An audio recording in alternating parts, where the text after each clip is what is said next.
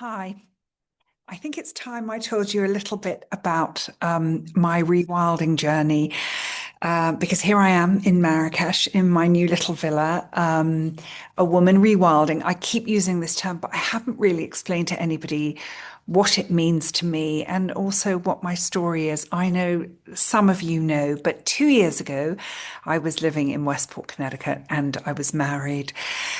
And I was married to somebody that I really loved, and I was terribly, terribly unhappy. I'd been unhappy for a long time.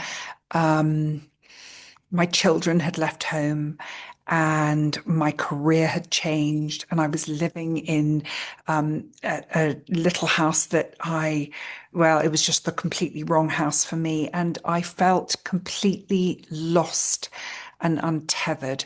I had no idea what my purpose was. And honestly, it felt much of the time that I was quietly dying in a life that I didn't recognize anymore.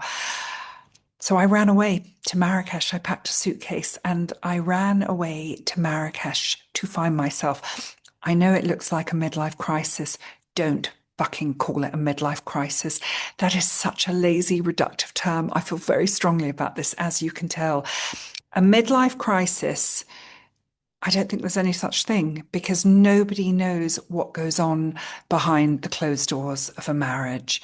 And no woman in her 50s, I cannot tell you how strongly I feel about this. No woman in her 50s leaves a marriage for life on her own unless she feels that she's got absolutely no other choice, because life on your own in your 50s is terrifying and overwhelming. It's filled with fear, especially when you do what I did and move to the other side of the world.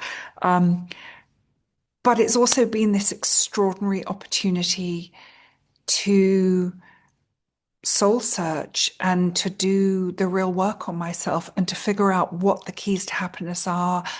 And I think more than anything else, to learn to value myself and stop people pleasing.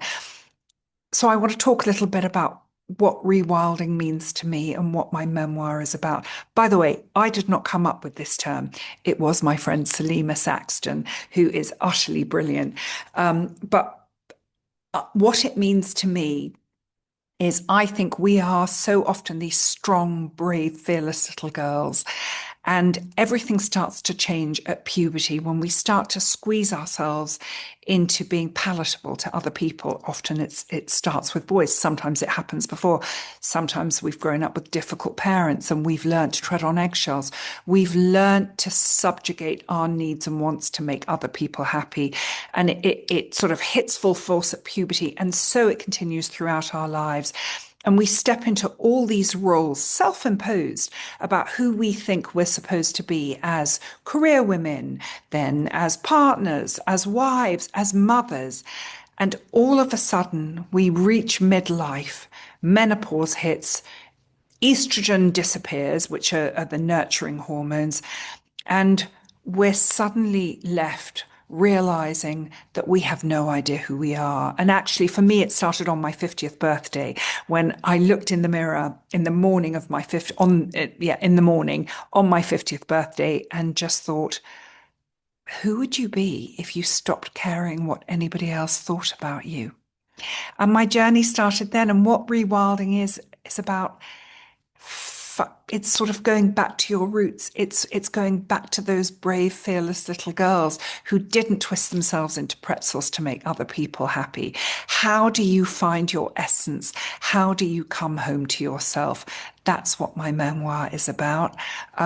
Can't wait to share it with you. I will be sharing more of my story soon, probably quite regularly, I think. It comes out in May in the UK with HarperCollins. Still waiting to confirm dates in the US, but stay tuned.